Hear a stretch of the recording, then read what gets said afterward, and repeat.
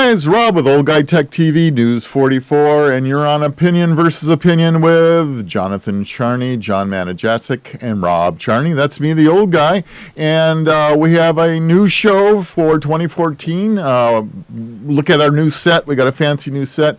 It's all done electronically, guys. We're still sitting in this little box, but it looks good anyway. It's like Star Trek. It's smoke and mirrors. It's amazing what you can do with computers and stuff these days. But thank you. Hopefully that you are watching Opinion versus Opinion. And, we were kind of just mulling over. We had the live feed going for a while. There's some of the things that we may want to talk about today. And we thought we might talk a little bit about, which seems to be hushed up, is the Fukushima nuclear reaction. Fukushima? Yeah. Fukushima. But before... Kushima. Hey, that's right. Before we start, we want to give out the phone number. It is on the screen, but do us a favor. It's 530-621-1210. Give us a call. Tell us what you think. There you go. Or if you have a news story you'd like us to discuss, that's 621-1210. 530-621-1210. And John, why don't we let you start out on this? Because I know there's still controversy going on about what's really happening with these reactors and what isn't. It's kind of funny because nobody's been paying much of any attention to it. I've got the e-news feed on my Facebook page, and I have for a long time. And it's coming more into the mainstream news. I did put up at my Facebook page that the thing about that was released about the mainstream media doesn't want to talk about Fukushima. Right. But the fact that the sea floor off the California coast is littered with nothing but dead sea animals, a phenomenon we've never experienced before. And today it hit the news that the Fukushima radiation has finally hit San Francisco Bay. The problem is this, folks. It is the world's worst problem at the moment, in that and those of us that are old enough to remember, the China syndrome is going on with the 3 reactors at Fukushima. They are out of containment. Their cores are burning into the groundwater and the ground in Japan. The Yakuza, the mafia in Japan, rounded up homeless people and forced them to work in the Fukushima plant. They're having birth defects. I do have a question for the people younger who are watching this. Would you explain what the China syndrome is? The China syndrome is once a reactor loses containment and it gets out of its cell and burns through its concrete encapsulation, that core just continues to burn through the earth. There was a movie made with Jane Fonda and others, and I think Michael Douglas, called the China Syndrome in the 70s, and they talked, this was after our 3 Mile Island incident. And what it basically is, it's the old, dig yourself to dig a hole to China. We don't know what would happen if this nuclear core continues to burn through. It goes to the core of the earth, and all kinds of other things happen. And we do have that happening at Fukushima. It is a real problem. And the issue is, since we live in a world of contrarianism, I have actually noticed that the more conservative people are starting to bring it up as an issue. And amazingly, some of my liberal and progressive friends are being the deniers, those that are on the other side of the global warming argument. Makes no sense. That they're taking that position. I do have something interesting. I do have a little bit of more information. It's from AmericanAlJazeera.com. It says that 3 years. Very objective news source. It says that 3 years later. Let's see. Now, nearly 3 years later, the most pressing worry is the spent nuclear fuel rods, which are still precariously stored in the pools above the damaged, unstable reactor 4. It said fuel rods. There's still thousands of nuclear fuel rods in reactor 4, and it says there's more than 1,300 in all, amounting to some 400 tons of uranium to a safer location on an island that's known for massive earthquakes. Well, yeah, I mean, that's why San Onofre's license wasn't renewed. Right. All right. We Put it on a fault line. the plant up by the Yoro Seiko Yeah. was taken offline because it was in a Europe, which is rather inert. France is mainly nuclear power and all this kind of stuff. But we keep renewing the licenses on technologically ancient reactors, and we've not stayed after it. And it's Fukushima is. I mean, the Japanese fisheries are still closed. Bluefin tuna is showing cesium levels, and people argue, well, what's really a dangerous level? What's not a dangerous level of radiation? And your dad and I, grew up in the world of radiation and nukes, and there were comedies made about it. There were science fiction movies made about it. You would just think that the Japanese, after experiencing the only war weapon nuclear explosions, would be in much more awe and much more reluctant to move forward. But I mean, even the engineering of Fukushima itself, its location was unwise. That's the surprising part to me, is that where they put it and how it comes down to something as simple as where they put the auxiliary generators. That all they had to do is think a little bit. At ground level, so if there was a tsunami, they were going to wipe that out and be left powerless. So I was gonna also reading this article about there's about 700 tons of contaminated water is generated on a daily basis at Fukushima, and going back into the Pacific. Yeah, there's no way of containing that. And according to this, said their aims is to reduce the source of the contaminated water. To do so, TEPCO plans to build a massive $470 million ice wall around the plant and install a new system to deal with the contaminated water. Yeah, it's be about as effective as us building a wall on the border of the United States with Mexico. I think my problem is, and you said it, John, we're talking about Japan here, who, they've got to be scared to death of radiation. They do poor planning in putting these plants where they put it. They did poor planning and making sure that they were going to have power in case something happened. I mean, just everything down the line. And I think, maybe your point about the Japanese mob controlling everything there, I bet there's an awful lot of greased palms in Japan that's going on here. Why why those plants were put where they're put. I guarantee you, follow the money and you'll learn a little bit. But the problem still is, what the hell are they going to do? And the thing of it is, we're not, and I don't want to culturally nor ethnically insult the Japanese, but they are honorable but corrupt. Their financial system, their government, they've had a prime minister that stepped down after 4 months because they caught him in a corruption scandal. Mm-hmm. The Yakuza is still very powerful. I mean, there are certain samurai qualities to the way things run in Japan to this day. But part of it is that nobody, committing sakedo, killing yourself isn't going to fix this problem. You need to we need to mobilize the world's best and the brightest, because, I mean, we're already the world, and I don't know how many people, I was talking to somebody about Malthus today, Robert Malthus, the turn of 2 centuries ago, an economist that said we're going to overpopulate the planet and run out of food. But GMOs come about because they're quantity, not quality. Potable water is an issue. We have a world population problem, and the oceans make up 2/3 of the planet. So destroying an entire fishery in the Pacific with radiation is a big deal. Yeah, we need, and we know that farm raised. Somebody was talking about farm raised tilapia is a lot like eating bacon. Mm.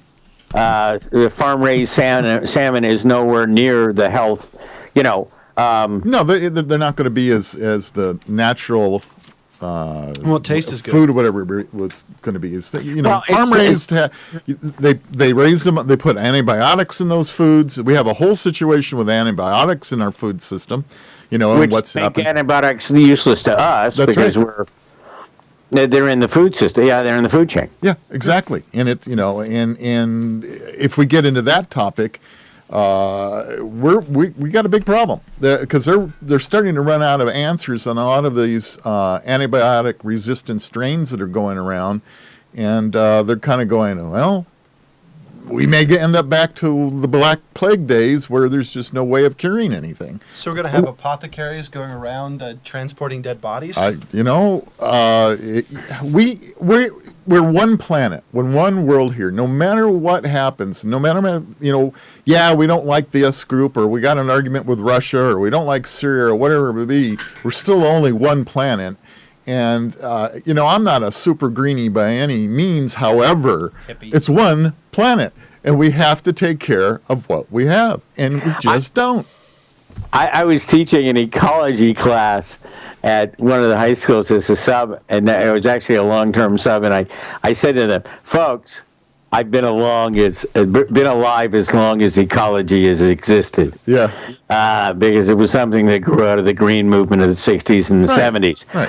And we've lost target. I mean, I don't really, at the end of the day, I don't give a flying fandango about Harry Reid, Nancy Pelosi, Ted Cruz, Marco Rubio. All makes it look small, yes. As my father used to say to me when I was a child, the only problems in this world are people problems. The other problems take care of themselves. Yeah.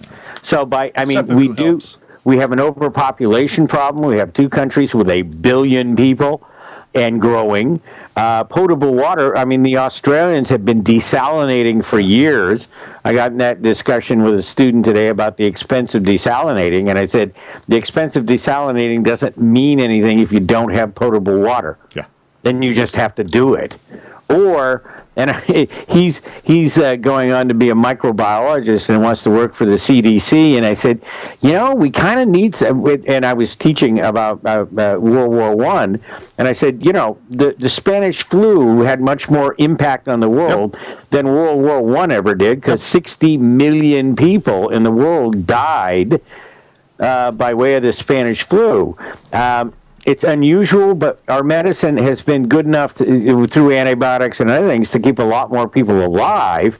The problem is, was that always a good thing?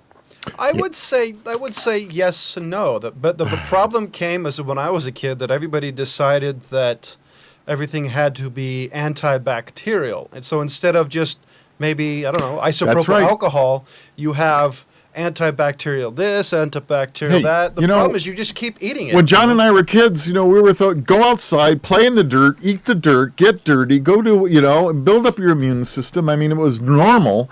And now we bubble wrap all our kids, and they have no resistance to anything. When you were kids, they bathed you in DDT. I had a student today ask me where the hand sanitizer was in the room, and I said, I haven't seen any. And then he said to me, what did they do before hand sanitizer? Wash their hands. Wash their hands.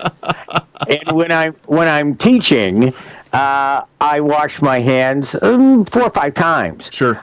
Because I'm exposed to a lot of things and surfaces. I'm not OCD, but I've said to the kids, look, the hand sanitizer, but at lunch or break, go to the bathroom and wash your hands. Yeah. It's the best way to make it happen. And I read something the other day that onions seem to be sponges for bacteria. That's what I've heard. And during the Black Plague, people would put onions in their houses, and the onions seem to attract bacteria. And and you really shouldn't keep like a half an onion, because it develops bacteria and poisons once it's been cut. But people are probably going to. After reading this article, I was stunned, because I love onions. That's probably why I'm so stupid healthy. And then besides the fact nobody will get close to me after I eat onions, so I don't have exposure. But I mean, some of these old things are going to come back, but the reality of the fact is Fukushima is a huge problem. It's barely coming above the surface in the United States. We are getting Fukushima deniers.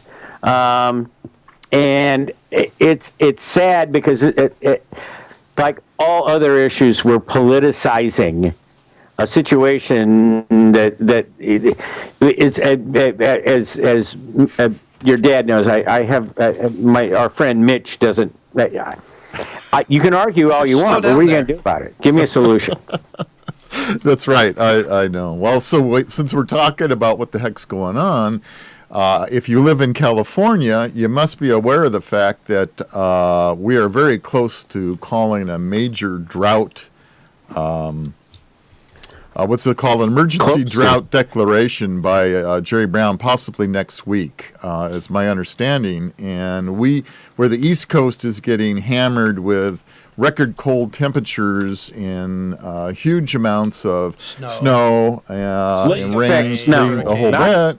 We, on the other hand, have had virtually nothing. We had one cold storm that came through our area, dumped about 20-some inches of snow, and it stayed with us for about 2 weeks, and that was it. Yep. Oh, and Los Angeles in 2013 was the driest it has been since they have started keeping records. Yeah.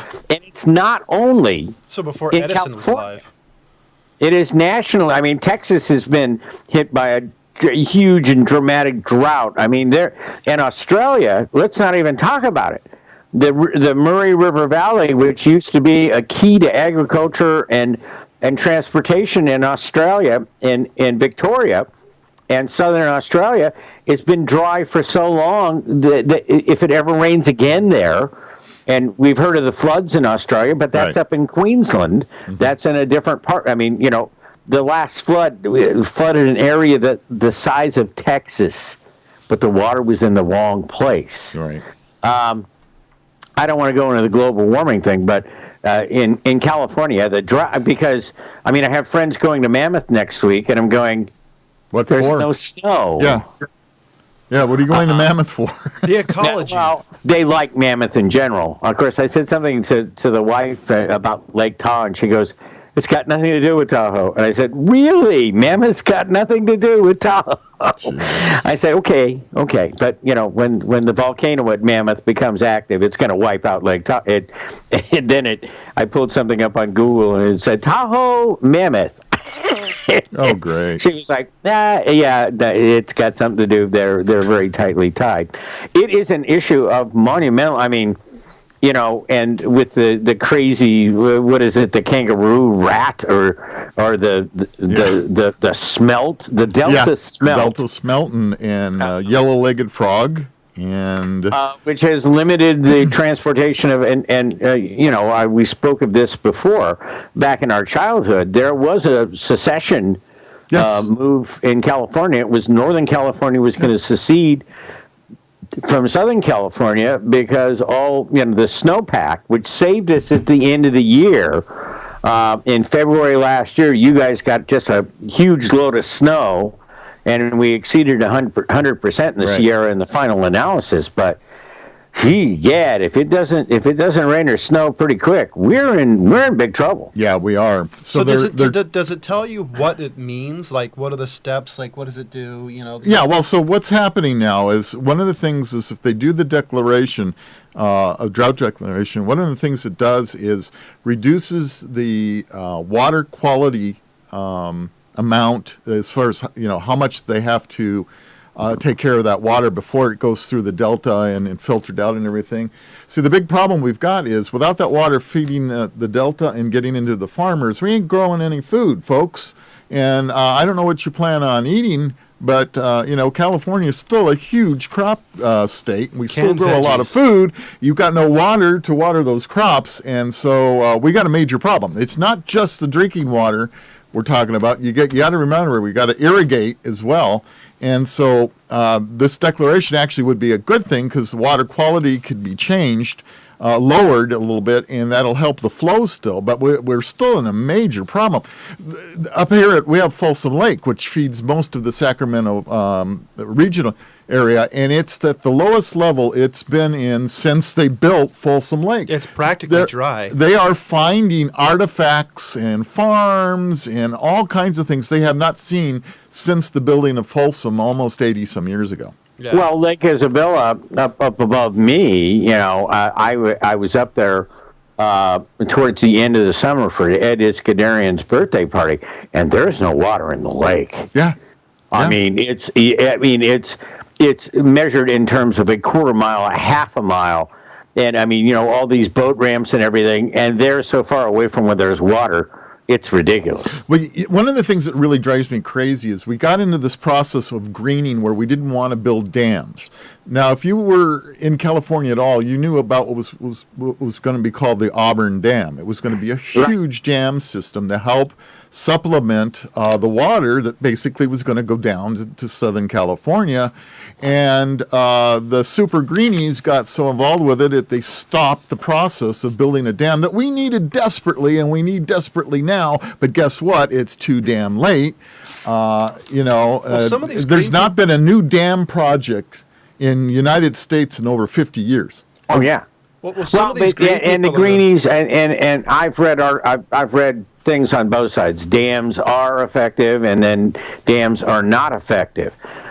Most people don't realize that before 1865, when private hydrologists began to dam the Tule, the Kern, down here in the Southern Valley, you could actually float a boat all the way to the Bay Area up the west side of the San Joaquin Valley. Right. But when we stopped the flow of the water resources here and really started to move towards agribusiness at the turn of the century in Southern California and Northern California, and let's not even talk about the water table, folks. I mean, there are plenty of people there are people down here that, and farmers that had well systems. Right. And their wells are dry. Hey, the water table doesn't have any water in it. This area that we're in is a huge well area. There's an awful lot of people on wells, and they're having to dig down to 600, 700, 800, 1,000 feet and more now because the water table is so low.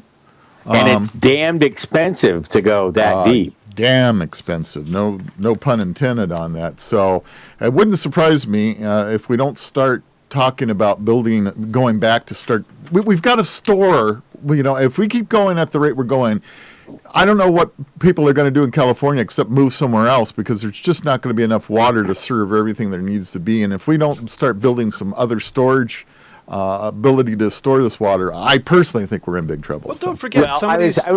I was in downtown Los Angeles, and next week when we do the show, the LA skyline will be behind me. And where I was staying is right by the Sheraton, and actually, you saw the picture on Facebook, the Michigan State Spartan Band semi was in the parking lot. And on New Year's Eve, there were all these very white people in shorts walking around downtown Los Angeles, very obviously Michiganders. Of which I got to talking about this, that, and everything. And I pulled up on my phone and I go, it's 19 degrees in Detroit. And we thank you for visiting, but go home. Yeah. After the game, go home. Because we don't, and we know that California actually has been depopulating for any number of reasons over the last 10 years anyway. Personal income tax being a great source of the depopulation of California, retirees and such. I mean, why pay California's tax when you can move to Nevada and completely, avoid a personal income tax? But the issue of environmentalism, and maybe, as you were saying, we've taken it to a political level, and the greenies and the non-greenies but you were spot on. We only have one planet. Right. And guess what? If we kill ourselves off or we make the planet untenable for us, there are many species that will continue. The Earth will continue. It will fix and right itself. and again, I don't want to go to global warming, but the activities of human beings make demands on the planet that may exceed what it's capable of giving us. Yeah, it's possible. Global warming is a whole nother discussion on itself, because now we've got two sides saying, no, we're in global cooling, not, back and forth. And so nobody really knows. We haven't been here on this planet keeping records long enough to really know what's going on 100%. So I don't want to buy into any one theory. I would say the inconvenient truth about global warming is we just don't know. We have an idea of Right. what's happening. We have theories, and we have some practical examples of what happens when you overmine, when you mass pollute environments. But I don't think we know the whole global problem. I mean, we do know some things, like, nuclear disaster in Fukushima comes over to California. We know the ecological problems there, but I would like to say I just don't think we have 100% proof. Don't even get into China. China is so polluted; it's unbelievable. It makes Bakersfield look healthy, and the air pollution index down here the other day was 242, and a big number is not a good thing. And and China would love to have 242 versus their 600 plus. And the other problem they're having really is the third world. They're polluting more. The greener the United States gets, the browner. The more polluted. Exactly. The third world countries as we offshore industry, right? And part of the reason, and the arguments are made that our regulations, our environmental regulations, have made it untenable to do business. But when you go to China and there's no restrictions, I mean, it's like an insane industrial revolution without any environmental concerns. All they want to do is produce. Yeah, I think it's a good example for all of us is to look at China and look what they're going through and say, okay, guys, yeah, I understand I need to produce things, but at the same time, we're one planet. Let's try to figure out how we can make things a little cleaner. But And I don't know that. Let me just interrupt. 530-621-1210. Come on in. Give us a holler. Yeah. What do you think? I will say that they're right. It is physically and financially cheaper to build all your gizmos, gadgets, and whatnots in foreign countries. It really is. It's cheaper. The problem is it's just like it was during our Industrial Revolution, when you had ladies using a radiation to make clocks glow and licking it. The problem is there's more of a toll. Well, we were ignorant do. of that. In that period of time, we had no idea what we were doing. We were just doing it. We know now, and so there's really no excuse, is there? It's business. What we have to do is we have to get away from the ideological arguments and look at the practicalities of a finite planet and what pollution does. It's become political. Rick Perry comes to California and says, hey, move your business to Texas. We don't have EPA regulations. You don't have to put her up with all that crap. Well, some of that crap makes sense. But we always polarize to the extremes rather than trying to deal in the middle. You hit it on the head.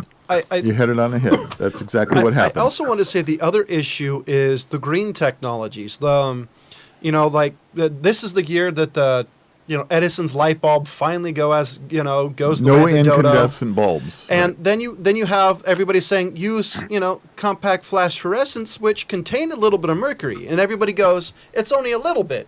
But when you have I don't know how many people in the United States, 6 million. How many 600 million? When you have 600 million people... No, 360 million. Okay, when you have that many people using compact flash fluorescents, that's a lot of mercury. The problem of it is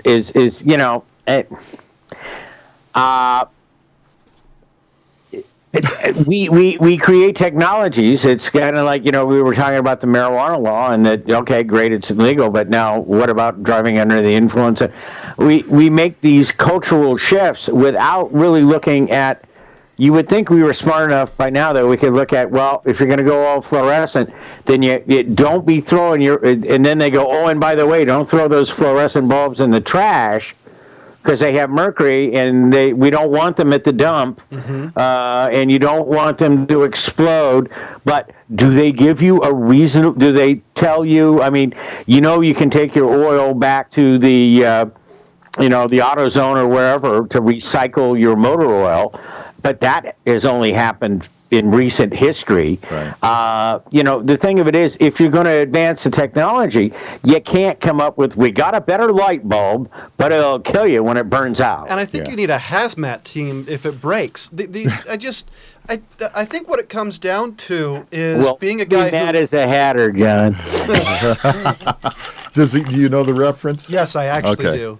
I was going to say John's already there, but the other issue comes from poor housing design. We have, instead of actually following the way our generations before us coming, a lot of the houses nowadays are very closed, no lights, because you can really, if you design your house well enough, during the day, you never need a light bulb.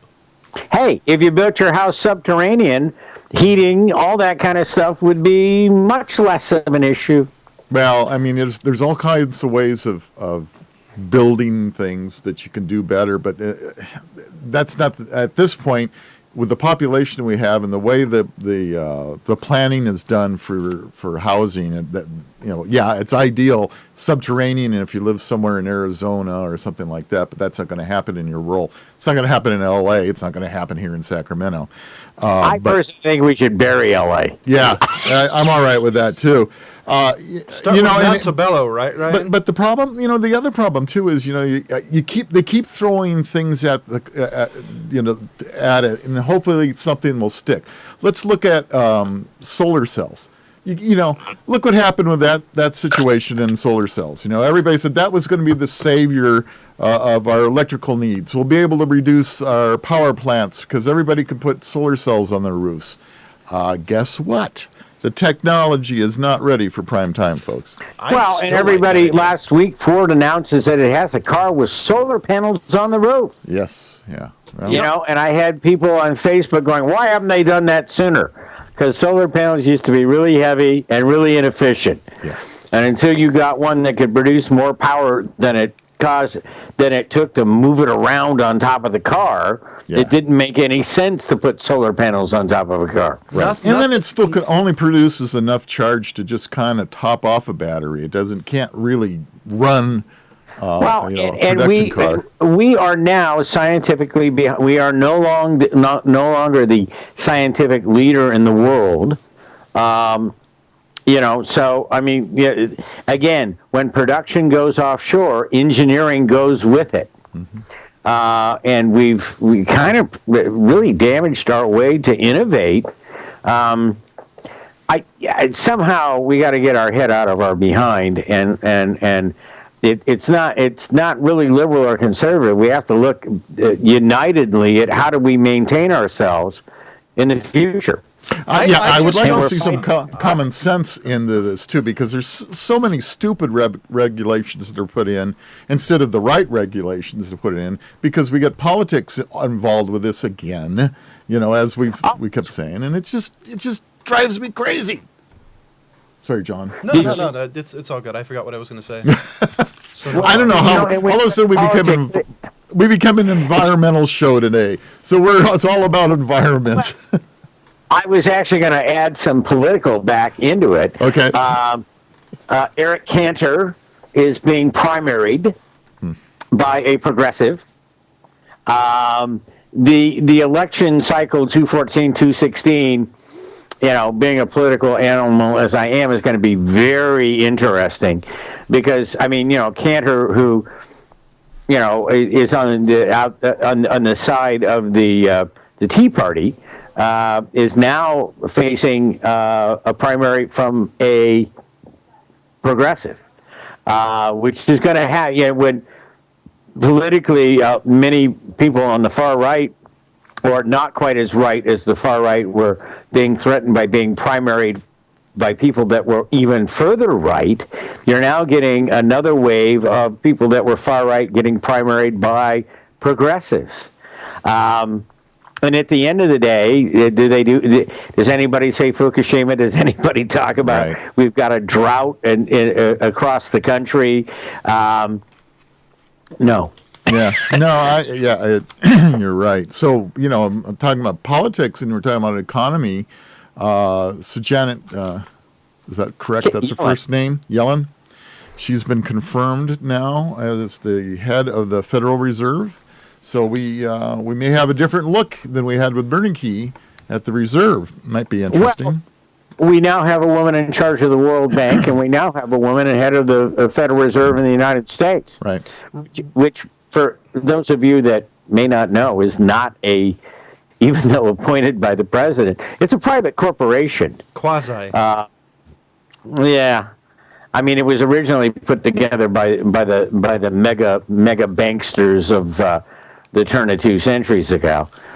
Realistically, there's not much of a difference she can do, because if you do too much change too fast, you're going to absolutely kill what little economy we have. And even though she's the head, she does speak to others in the group. She doesn't have the total say in everything. She just still has a lot of it. stroke. Well, yeah, she does. And you know what? The old line goes is she has more power than the president. Well, she's got more monetary power than the president. I mean, because she's the one that controls printing money. One of the things about Yellen is she is an extremely good economist. She doesn't come from Wall Street. Bernanke kind of had a foot in both ponds. She's more of an academic than she is a Wall Streeter. And she can't make any radical change at this point, because if you made a radical change to monetary policy right now, you'd certainly, give you an example, the administration today, just like W did after 9/11, said, please, people in the Northeast, go out this weekend, go out to dinner, go to a movie, go shopping. Right. Because the vortex has just shut down the consumerism in the area because it's been too damn cold to go anywhere. Right. I would be interested to know what type of what she believes in economically, like Keynesian economics or this. I would be very interested to see how different she is on at least the theory level of economics, because that could mean a lot. Well, what they're saying, they're talking about her, the fact is they don't know a whole lot exactly where she comes from. The Cato Institute, which has been critical of the recent Fed policies, they themselves said they don't have a whole lot of data points as far as where Yellen's going to go with things. Also, normally the nomination is pretty much bipartisan, but this time there was only 11 GOP senators that voted in favor of her. So we do have a bipartisan situation that didn't happen. It's going to be interesting. So it's an unknown quantity at this point of where she's going to go with things. And what was she before this? She was an economist. Yeah, she's for like a company economist or academician. Oh, so she truly is an academic. Yeah. I should have, but I didn't think I was going to sub today, and I ended up. So I didn't get to do some of the short-term research I wanted to do. I actually think that, and I don't mean this as a sexist, I think that she will have a more open ear. I think that our communications with the other women in Europe, like with the World Bank, et cetera, those will open up a little bit more. She may be a little bit more global, and because economically, the whole world is screwed up economically. Europe. Did you read that the employees at the Goodyear plant in France basically kidnapped the executives and were burning tires on the lawn? For what reason? So you have extreme austerity in Europe right now, which isn't being a real a fix-it for Europe's economy and the common market there. So I think that probably she'll be more global. Women are more camaraderie than men are. They will they will work with one another better than men will work with one another right off the bat. I have a question for you. They've been a minority for time and millennium. Yeah, I don't know if I agree with you on that, but we'll see what happens. I have a question for you. Is Europe's problem is because they bet on the good old USA? Is that part of the reason, or was it other monetary policy? Because I've actually, their form of capitalism was different than ours. But you had the powers that be. Austerity came to Europe long before it came to the United States. Oh, so they were out dry. And there are other issues like because of the EU. Supposedly in the EU, you can work in any country in the EU except that Germany, France, and Great Britain don't want a bunch of Eastern Europeans that need jobs, because Eastern Europe, the Slavonic states, are not as well developed as Western Europe. I doubt they want a lot of Greeks there either. It's too late. They're already inundated with it. They're fighting a losing battle on that one because they had open borders. They created their own problems. When you have sovereign countries in the same proximity that we have states, it's a completely different sitch, to put it mildly. I still think the European Union's very fascinating because you have a bunch of completely independent nations surrounded by a quasi-nation. It's very weird, I always thought. I'm surprised it works at all, actually. Well, but because of that, you have areas. The Ruhr Valley has always been an issue for France and Germany to fight over. I mean, the wars were always over that.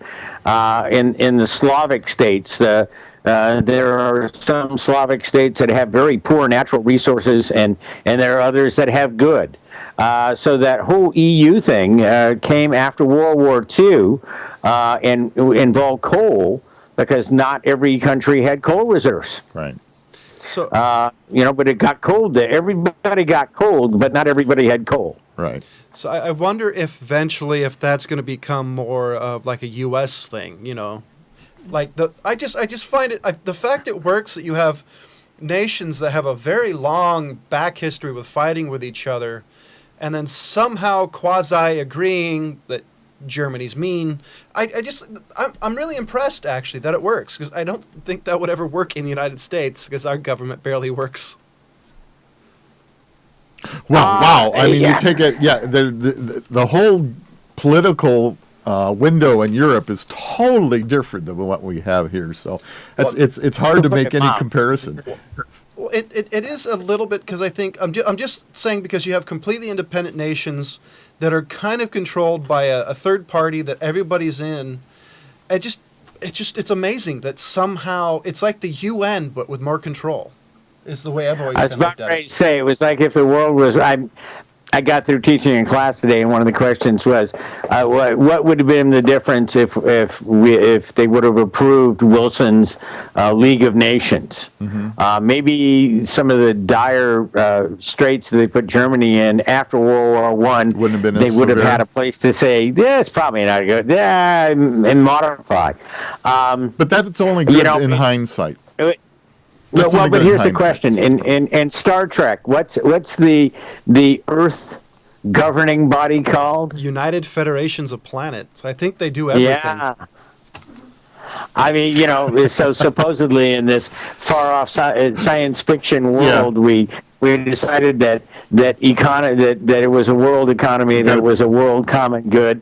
We kind of socialized, I think. But they got rid of money. Yeah. I don't understand how, if you look at Star Trek and you really look at what works, they don't use any monetary means for anything. Yeah, they have no money at all. Why do you need money when you have a replicator? I mean, but somebody still has to clean the toilets. Somebody still has, you got a class difference there, but it just cracks me up. What? Rob, you're too hung up on this stratification. Jesus. Come on.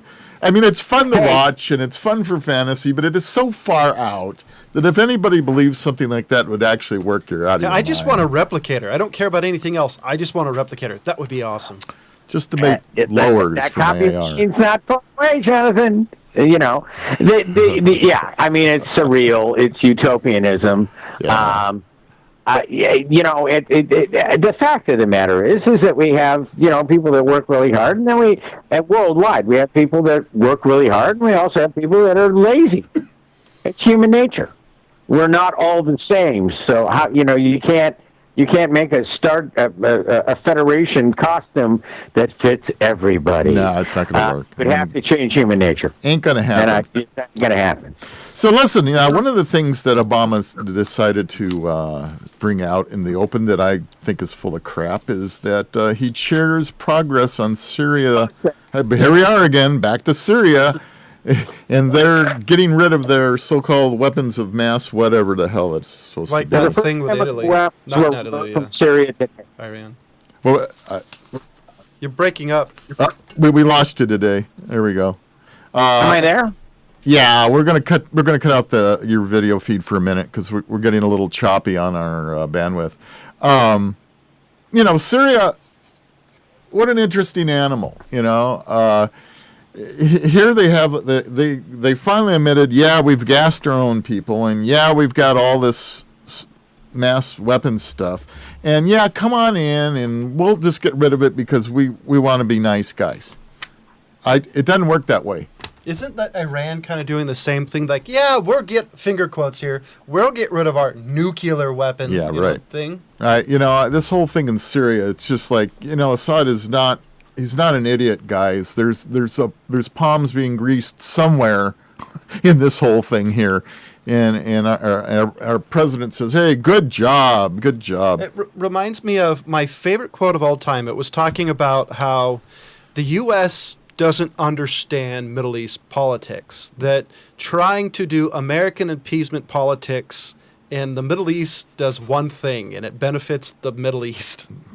Well, but it would be that it's like that's like saying I want to deal with a convict because he told me he doesn't lie anymore. Yeah, right, exactly. And these are cultural differences. I mean, deceit, misdirection, lying is there are parts of the world. If you walked up to a vendor and you asked how much something was, and you paid the price that he told you it was, he'd think you were an idiot for the rest of your life. That's because right. haggling is part of the deal. Yeah. What was exactly? What was like one of the things I heard was this is a little bit of a non sequitur, but the best way I heard it described was like, for example, when it comes to war, a lot of the Middle Eastern countries think drones are cowardice versus marching a show of force. Where'd you hear that one? I've heard it because they can't wait to steal every drone they can get their hands on. Well, yeah, but this is what I've heard. I've heard it from people interviewing Middle Easterners. So take it with a grain of salt. But I've heard it's the show of force and not backing down. I've heard that is the they don't. But let's look at the cultural differences. If you're caught being a thief in the Middle East, they cut off your hand. So you can't steal with it again, and everybody else knows you're a thief. In the United States, we just put you on welfare. We spend tens of thousands of dollars putting you through a court system and then incarcerating you in a place where you become a better or more organized thief than you were when we convicted you. You can learn all the tricks. Loose you on the public. That's right. Yeah, I know. And boy, here we go. We're going to jump into our criminal justice system. That'd be something. We just had the sheriff on. Good news, folks. If you didn't catch the show on with Sheriff Jon Discuss in California, he has been declared the peace officer. I can't even talk. Peace Officer of the Year. He's getting his award next week from the California Rifle and Pistol Association, and for his ability to stand up to the federal government. So we actually have some brilliant people in this state, believe it or not. Oh, no. I mean, and California leads the way on it. Since 1849, we've been on the cutting edge, whether the East Coast wanted to admit it or not. I'm not sure if that's a good thing. Yeah. No, it's a great thing. The way the California goes, the way the rest of the world goes. Well, that's not economically. That's a disaster. We're so screwed up here, and I mean, every state's got a problem. All right, there isn't a state out there that there isn't some problem that you want to live with. California California, the problem with California is we want to take everybody's problem and make it ours. You know what? Yeah. We pretty much, since everybody from all over the place has settled here, it's kind of like Phoenix. Way back in the 50s, if you had allergies, you moved to Phoenix, Arizona, because it was in the middle of the desert. The only problem is everybody decided to landscape with the plants they weren't allergic to. Yeah. And now Phoenix is the highest allergy city in the U.S. Don't you love Analogous to your statement about California. Since we have amalgamated people from all over the country and all over the world in this state, we have got the good and the bad of from everywhere else. And it's all in the capital. Oh, it's just, it just drives me crazy.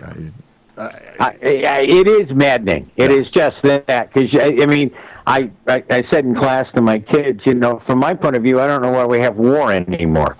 It intellectually doesn't make any sense to me if we're so advanced that we, But then I said, there are parts of the world like Afghanistan that are purely tribal, and war is just part of the lay of the land. Right. It's just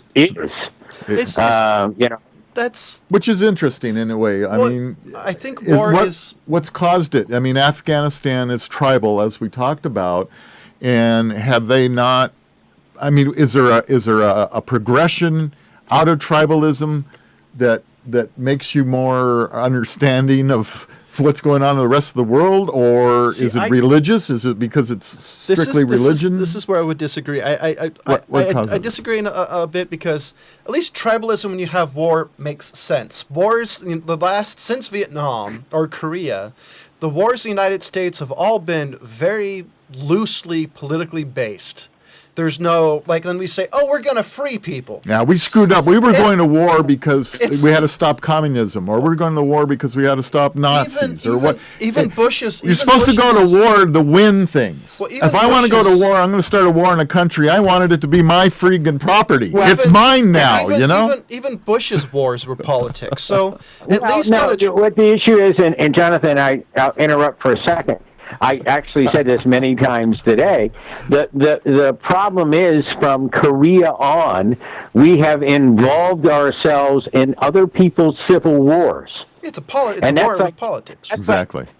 That's like getting into a family feud, and you ain't family. You're not going to come out very well. Well, that's what I said. Since Korea, I really do think that all their wars, they don't have a reason to happen. They're all politics-based. They're all very nearsighted, very myopic political wars for short-term gain. Don't discard the religious points I'm not. I'm just saying. With these I'm wars. saying in the United States, United States wars that we've been in, just the U.S. I'm not saying anything else. Our wars and our justification for declaring wars are very myopically political. But then again, your father just hit the nail on the head. Pope Francis is doing more to set the world on its ear between saying, going, so who cares about the gay people?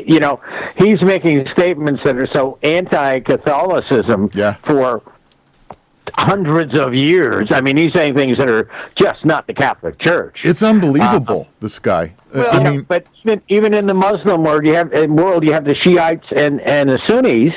So even within their religion, they have two separate sects that war with one another and hate one another. I would say about the Pope Protestants and Catholics. We'll go to war over anything. Well, the thing I would say about the Pope is it dogma or is it Catholicism? Because there's a lot of stuff that's not 100% biblically based that the Catholicism use. So that's my question. How can anybody, when you say something is biblically based, how can anything be 100% biblically based? It's not possible. No, you're right. I'm just saying that if you're going to compare what Pope Francis says and what the church bases on, my question really would be to him, show me. This is a reason why I want to know what, because there's stuff they say and do state that one focuses on another. You could say, as far as the gay thing, that he's focusing more on love. Just love the individual versus trying to stop the sin.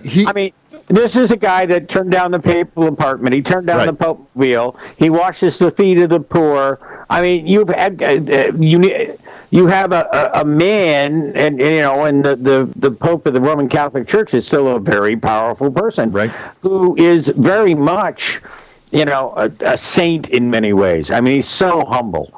He's so non-effacing. I mean, he's turning, and now we have American Christians, Palin, we have non-Catholic Christians in the United States criticizing the Pope.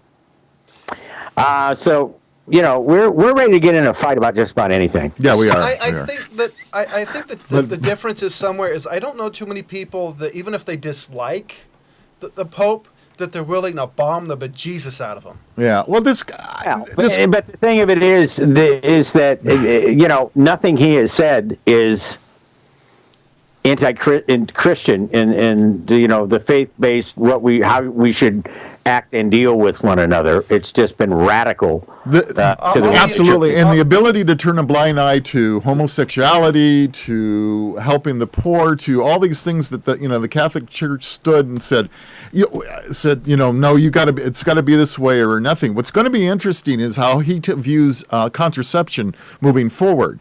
I mean, he's got to realize that there is a problem with that. And if you look where the biggest populations of Roman Catholics are, of course, it's in South America and down. It's huge numbers down there. They're big time Christians, and they're facing an issue and a crisis with being able to feed, clothe, and house their people down there.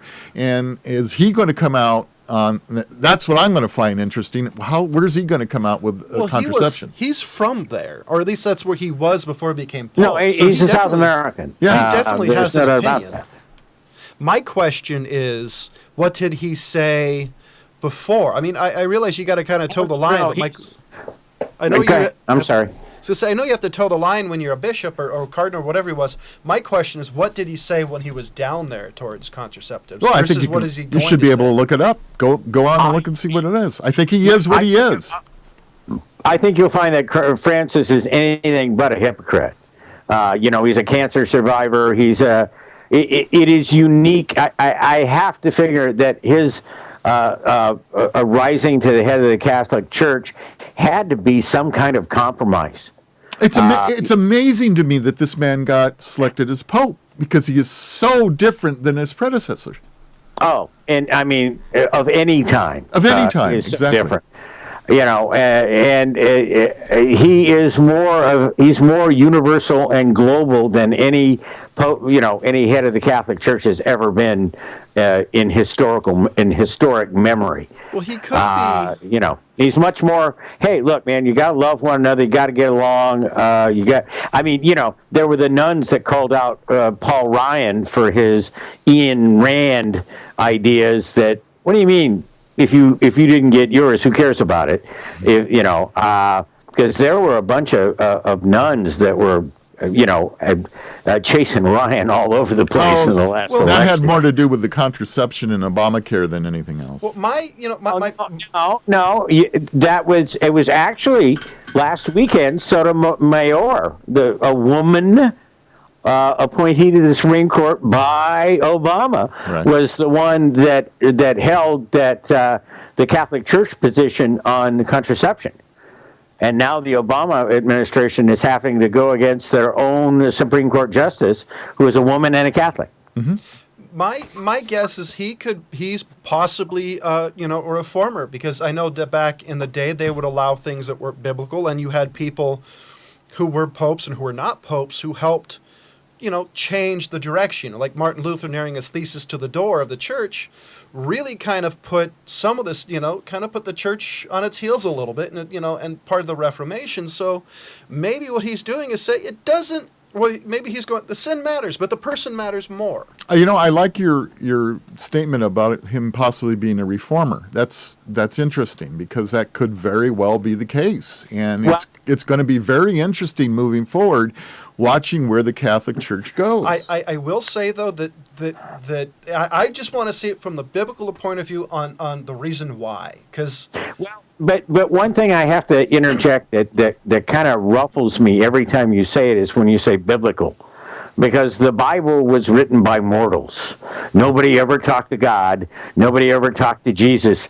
They aren't the words of these of our religious, symbols of our deity. And the Bible has books that were unpublished, that were taken out of the book because they were radical point of view. There was a woman, and I can't remember her name, that wrote one book of the Bible, but it was too radical, and they didn't include it. When you say biblical, it's very mortal. This is honestly, this is the conversation that, and I'm just going to put it honestly, that part of it's 15 seconds. Part of it, is just having faith, and the people who came before you. But basically, it comes down to you asking a believer and say it's the inspired word of God. I mean, basically, you're going to say. Okay, so we're gonna say it's the inspired word of God, and we're gonna go ahead and say, hey, folks, thanks for watching. Hey, I'm so sorry that none of you had an opportunity to call in and join in on the show, because we were ready for you. We'd love to have you. We're going to do it again next Wednesday at 4 o'clock. Please call. Please think about things that you'd like us to talk about. As you can see, conversations that we have can go from one extreme to the other in a matter of an hour. And I hate to do this, but I got to keep begging. We really need some donations. We really need some help here, Yeah, we're really trying to do something, and we hope it's a little different than everybody else that's out there. But, get some tractions. Help us out. Hit the donation. Give it a call. And I want to say thank you all. I want to thank John Manjasic for joining in today, and John Charney. And I'm Rob Charney, Old Guy, for Old Guy Tech TV News 44. We'll see you next week. Thank you very much for joining us.